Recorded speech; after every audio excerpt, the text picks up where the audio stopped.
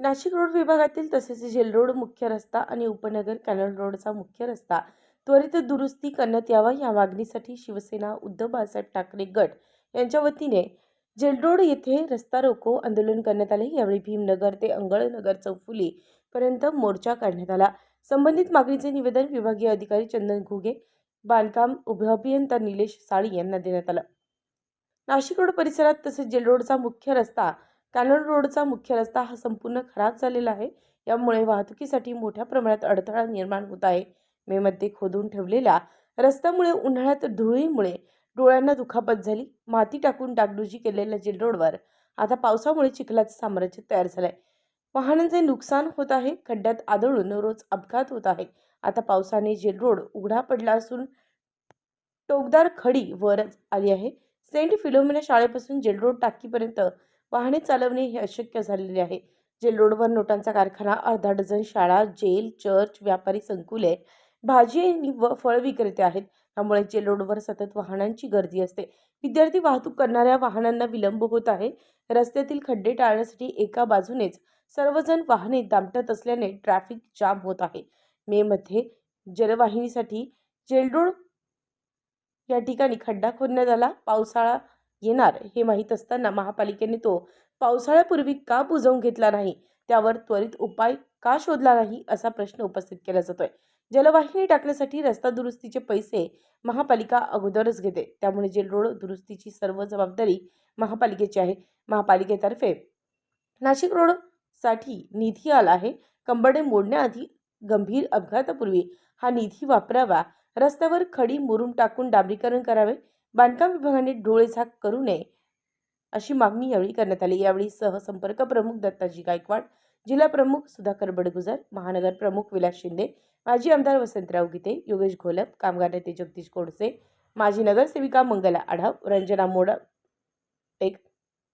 रंजना बोराडे, सागर भोजने, रतन बोराडे, दिनकर आढाव, बाळासाहेब शेलार, सुनील बोराडे, योगेश नागरे, राजाभाऊ लोखंडे, सुधाकर जाधव, भैया मनियार, विक्रम खरोटे, किरण डहाळे, मुसुद जिलानी, योगेश फोर, राजू मोरे, उमेश शिंदे, राहुल बोराडे, मयूर आढाव, चंदू महानुभाव, विनायक आढाव उपस्थित होते। आयोजन माजी नगरसेवक प्रशांत दिवे, विभाग प्रमुख कुलदीप आढाव, रोशन आढाव यांनी केले। सर्व नागरिकांना या रस्त्यातील सर्व कामं या ठिकाणी थांबलेत का? लाडकी बहीण मतासाठी देऊन आणि बाकीचा विकास थांबवायचा आहे असं यांचा उद्देश नाहीये। तरी सर्व परंतु खरंच लाडक्या बहिणींनी एक विचार करावा। लाडकी बहीण सत्ता भाऊ बहिणीला विचारत नाही, सत्ता भाऊ बहिणीला विचारत नाही। आणि 1,500 रुपये महिन्याला दिल्यानंतर अरे ते 1,500 रुपये दिल्यापेक्षा तिला मुलं किती त्याचा विचार कर, त्याच्या मुलाचं शिक्षण कसं करावं त्याचा विचार कर। महानगरपालिकेच्या शाळा बंद करून टाकल्या। काय केलं? लाडकी बहिणीला वाटलं भावाने दिले 1,500 रुपये, त्या भाऊच्या मुंड्यावर शिक्का ठोकून पण हा सक्सेस होणार नाही। आईला बहीण झाली नाही, भावाला बहीण झाली। सरकार लबाड आहे, हे सरकार लबाड आहे तर खरंच आपण विचार केला पाहिजे। ही मशाला आहे ना, तर ही मशाला अशी आहे तर ती तुम्हाला प्रकाश देते आणि धनुष्यबाण आहे ना तर तो पोटात खुपसून देतो, तिथं मृत्यू होतो। हे सगळ्यांनी लक्षात घेतलं पाहिजे। पण परंतु या ठिकाणी नाशिक शहरातली संपूर्ण रस्त्यांची अवस्था अतिशय वाईट झालेली आहे। हा जेल रोडचा जो रोड आहे, या रोडच्या संदर्भामध्ये सर्व शिवसैनिकांनी या ठिकाणी आंदोलन करायचं निश्चित केलं। मी विचार करत होतो की आंदोलन करून काय होणार, कारण आंदोलन हा 6 महिन्यापूर्वी या रस्त्याचं काम झालं, डांबरीकरण झालं आणि 6 महिन्यामध्ये हा रस्ता उखडलेला आहे। आणि आंदोलन केल्यानंतर पुन्हा काम करतील, परत तो ठेकेदार येईल, पुन्हा 6 महिन्याची हीच परिस्थिती होईल। कारण हे सरकार अतिशय भ्रष्टाचारी आहे। महापालिकेमध्ये कोणाचा कंट्रोल राहिलेला नाही। त्याच्यामुळे फक्त भ्रष्टाचारामुळे अशा प्रकारचा निकृष्ट दर्जाचा ठेकेदार नेमायचा आणि स्वतःची मले त्या ठिकाणी खाऊन घ्यायची। त्यामुळे या रस्त्याची अवस्था वाईट झालेली आहे। त्वरित हा रस्ता सुरू करावा अन्यथा या ठिकाणी प्रचंड मोठं, याच्यापेक्षा मोठं आंदोलन या ठिकाणी केलं आहे.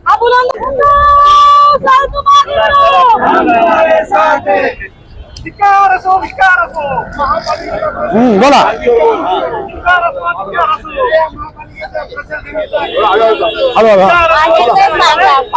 आपण जर बघितलं असेल, हा रोड जो रोड आहे, हा या नाशिक शहरामधला प्रसिद्ध जेल रोड आहे.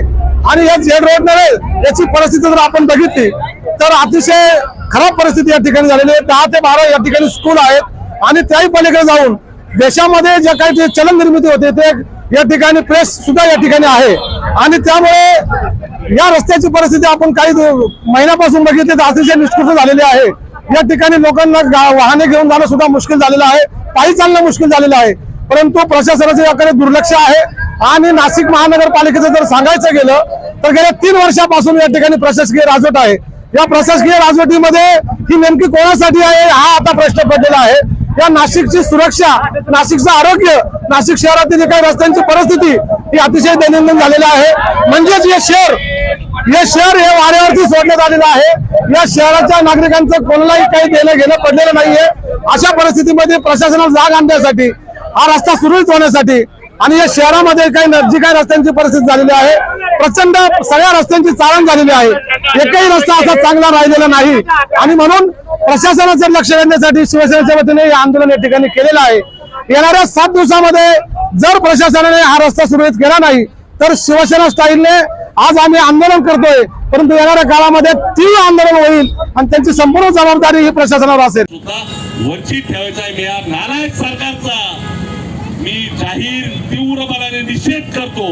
आपल्या सर्वांना विनंती करतो की हे आंदोलन जर येत्या 8 दिवसात गणपती उत्सव आहे, गणपती 7 तारखेला बसताय आणि गणपतीच्या आज जर यांनी हा रस्ता जर डांबरीकरण केला नाही, या रस्ता जर यांनी 7 दिवसात जर उद्याच्या उद्या प्लांट चालू करा, उद्या करा, रात्री करा, काही करा, हा डांबर प्लांट चालू करा आणि डांबरी रस्ता आज चालू झालाच पाहिजे.